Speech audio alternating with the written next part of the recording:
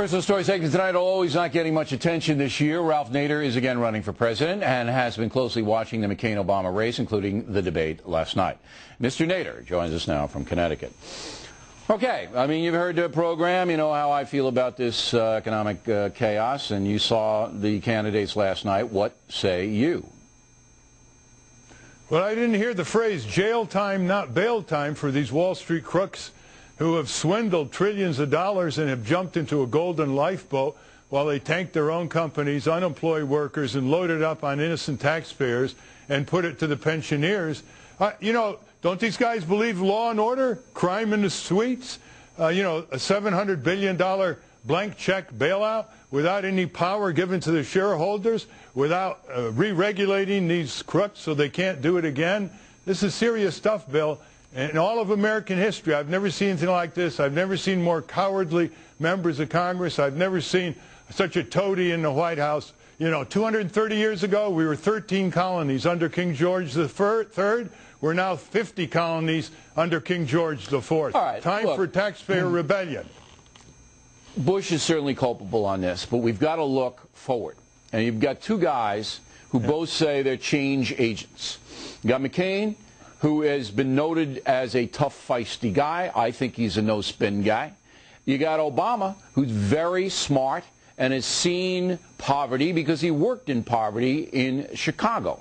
They both get up on the national stage, and they don't show a lot of passion for the folks suffering, and I'm trying to figure out why. Do you know?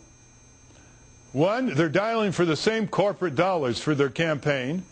Two, they're not part of the risk. You know, you heard Obama say they're well off, they got good pensions, they got secure jobs. And third, the people are not organizing yet. They're really angry, but they're not organized, you know, to really put a laser beam on these guys. But why should the people have to put the laser beam on them? Why don't they figure out that the folks are angry, as you just said, and everybody knows that?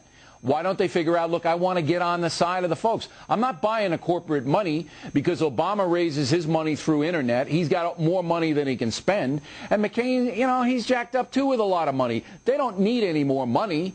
They need to get on the right side of the issue. Now, what they say, I don't have too much of a quibble with, but the way they say it, it's coming across as politics as usual when we're in a terrible situation that requires a crusader and a real passion to right the wrong. Look, if they had any guts, Bill, they would make the speculators on Wall Street pay for their bailout. A 0.1% tax on security derivative speculation this year will produce $500 billion. We had it during the Civil War, the Spanish-American War, FDR, but right now people, working people, go into a store and they pay 6% sales tax for necessities of life.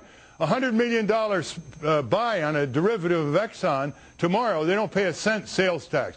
McCain and Obama have no guts. You know, they may have political courage in some ways, military courage, but they don't have the moral courage, which is why we're going to have a big rally on Wall Street October 16th of taxpayers, investors, pensioners, and workers to confront Wall Street. And apropos Reagan in Berlin, we're going to say, tear down that wall. Okay, but look, you are a notorious anti-corporate guy, and you've been that way. So I've known you now for decades. You've always been an anti-corporate guy. I'm not an anti-corporate guy. I believe that I'm an anti-corporate crime guy. Okay, I'm an anti-corporate crime guy. Come on, Ralph. I mean, you know, your posture is that these people more often than not are taking advantage of the folks. I don't believe that. I believe that most corporations provide jobs and health care, and you got to have them in a nation of 300 million. I'm not a corporate basher. What I am is I want oversight, and I want bad people held accountable for their misdeeds. I don't want to tear the system down, and I don't want to go in with a hammer and get innocent people who do run their companies well. That's not me. But you have two guys. It's not me either. You've got, well, come on, Ralph. I mean, you know you're not. No. You're not Look, a corporate. We've known each other. Go ahead. We've known each other a long time. We want good regulation. The federal cop on the corporate crime, consumer, environmental abuse beat.